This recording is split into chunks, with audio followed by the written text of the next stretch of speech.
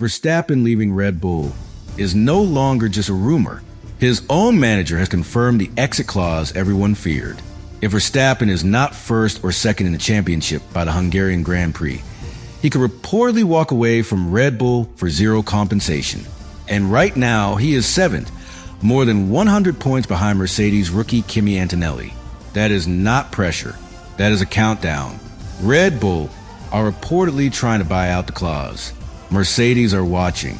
Russell's future is suddenly under threat. And Verstappen's camp has made the condition brutally clear. He wants to stay, but only if Red Bull can give him a car capable of winning.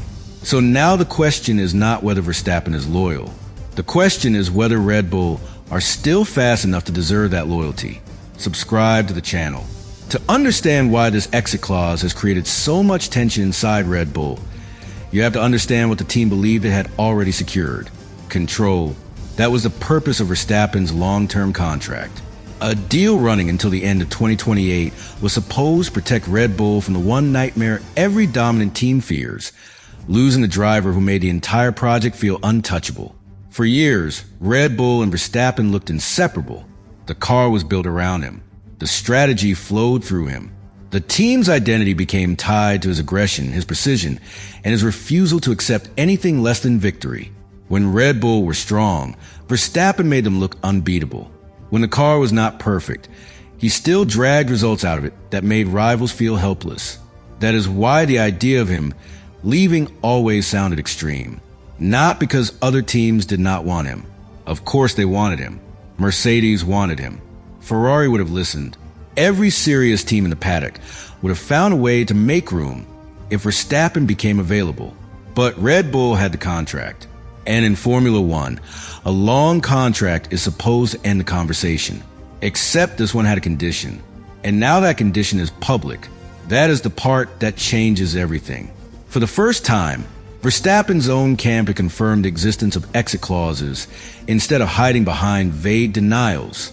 Raymond Vermeulen did not speak like someone trying to destroy Red Bull. He spoke carefully. He talked about loyalty.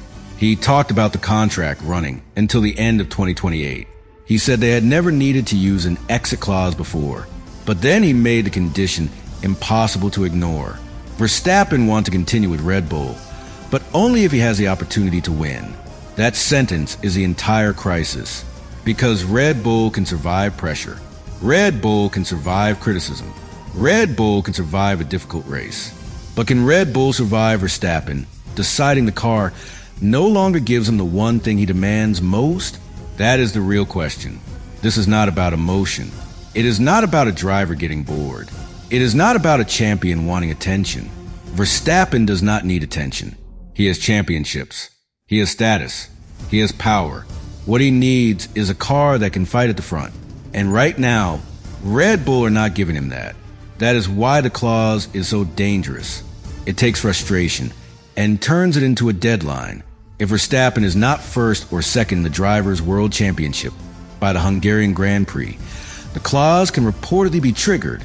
That means the championship table is no longer just a sporting result. It is a contract mechanism. Every point lost is not only damage to the season, it is pressure on Red Bull's ability to keep him. And the standings make this terrifying. Verstappen is not sitting third, just outside safety. He is not one strong weekend away from fixing everything. He is seventh, more than 100 points behind Kimi Antonelli. That gap is not a warning sign. It is an alarm. Because the Hungarian Grand Prix is not far enough away for Red Bull to simply promise a normal recovery.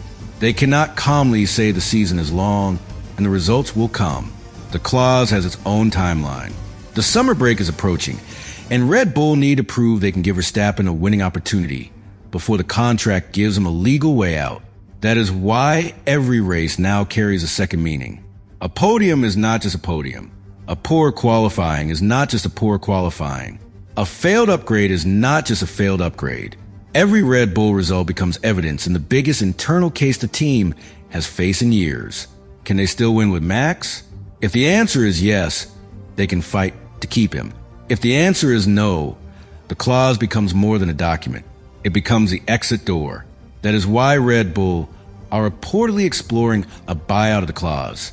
The amount being discussed is described as low double-digit millions in euros, an enormous figure just to remove uncertainty from a driver contract. That detail tells you everything. A team does not look at paying that kind of money to erase a clause unless it believes a clause is dangerous. If Red Bull were calm, they would not need to buy anything out. If they believed Verstappen had no real intention of leaving, they would let the contract speak for itself. If they believed the car would clearly recover, they would wait for results to solve the problem. But they are not acting like a team with time. They are acting like a team that understands a countdown has already started. And that is where the tension inside Red Bull becomes personal. Because this is not only a negotiation with a driver, it is a referendum on the entire Red Bull project. The new regulations have reshaped the grid. Mercedes have moved ahead. Antonelli has become the revelation of the season. Ferrari are rising with Hamilton. McLaren are stronger than Red Bull in constructors' fight. Suddenly, the team that once dictated the pace of Formula One is trying to convince its own superstar that the future still belongs to them. That is a hard message to sell when the standings say otherwise. Verstappen's camp has been very careful with language. They have not said, "We are leaving." They have not said, "Red Bull failed." They have not said, "Mercedes is a destination." They have framed everything around loyalty and the desire to continue. But the condition is sharper than any direct threat: the opportunity to win. Those four words put all the pressure back on Red Bull, because nobody can fake that for Verstappen. He will know. He will feel it through the car. He will know whether the upgrades are real. He will know whether the data matches the promises. He will know whether the team has a development direction or whether they are searching. He will know whether a podium is a sign of recovery or just damage limitation. That is what makes him so dangerous in negotiations. Verstappen is not dependent on speeches. He reads performance, and the performance is not good enough. That is the uncomfortable truth this block has to establish. Red Bull are not fighting a rumor. They are fighting reality. The clause exists. The manager has confirmed it. The deadline is approaching. The championship position is terrible. The rivals are stronger. And Mercedes are waiting in the background with the kind of competitive package Verstappen's camp is demanding. That is why the mood inside Red Bull cannot be normal. Every department is under pressure. The aerodynamic group has to find performance. The power unit side has to prove the future is not compromised. The race team has to maximize every weekend. Management has to hold the relationship together. Ownership has to decide whether buying out the clause is worth the cost. And Verstappen's side can sit back and let the season expose the truth. That is the brutal part. Verstappen does not need to force the crisis. The standings are doing it for him, and that gives him enormous power. If Red Bull improve, he can say loyalty was always the goal. If Red Bull do not improve, he can say the condition was never met. If Mercedes remain dominant, the alternative becomes more tempting. If Red Bull try to buy out the clause, he can decide whether security is worth more than freedom. Every path runs through him. That is why this is different from ordinary driver market drama. Normally, a team with a contract controls the driver. Here, the performance clause means the driver may soon control the contract. And that reversal is terrifying for Red Bull, because Verstappen is not just any driver. He is their defining driver. Losing him would not be like changing a second seat or replacing a struggling teammate. It would be the collapse of the identity Red Bull have built for years. The car would still exist. The factory would still exist. The brand would still exist. But the center would be gone. And the whole paddock knows it. That is why Mercedes are watching so carefully. They do not need to shout. They do not need to publicly beg. They do not even need to disrupt their own team yet. All they need to do is stay ready. Because if the clause opens and Verstappen decides Red Bull cannot give him a winning car, Mercedes become the obvious conversation. That adds another layer of pressure. Red Bull are not only trying to keep Verstappen, they are trying to stop him from becoming the weapon that strengthens their most dangerous rival. Imagine the psychological damage of that. Red Bull lose their greatest driver. Mercedes gain him. Antonelli is already leading the championship. Russell's future becomes uncertain. The entire grid has to recalibrate around a possible Mercedes super team. That is the nightmare Red Bull are trying to avoid. And it all begins with the clause. That is why Vermeulen's confirmation was so explosive. It did not announce a departure. It did not confirm a Mercedes deal. It did not burn the bridge with Red Bull. It did something more powerful. It made the exit path official before the deadline.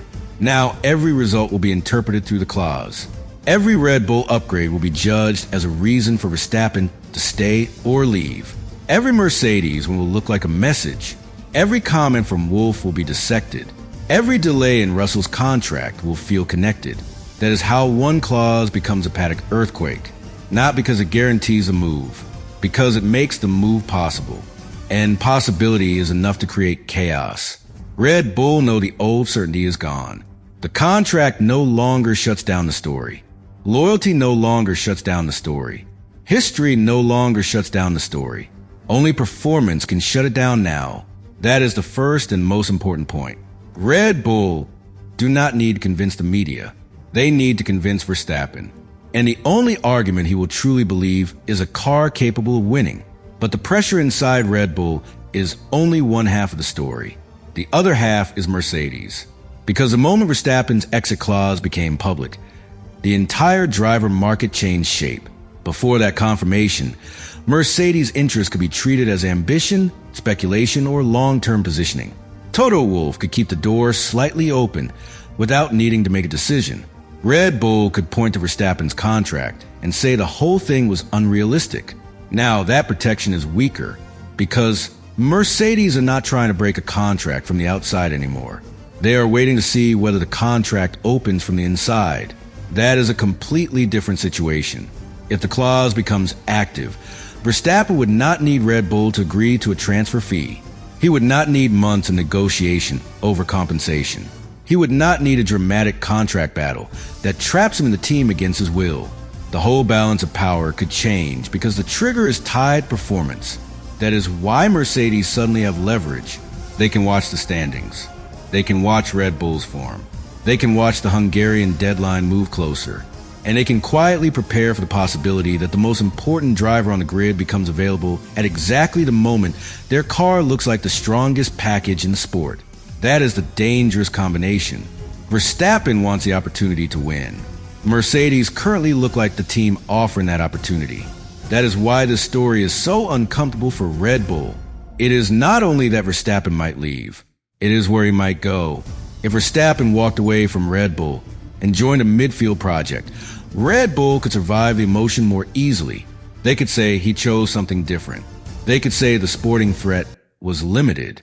They could focus on rebuilding.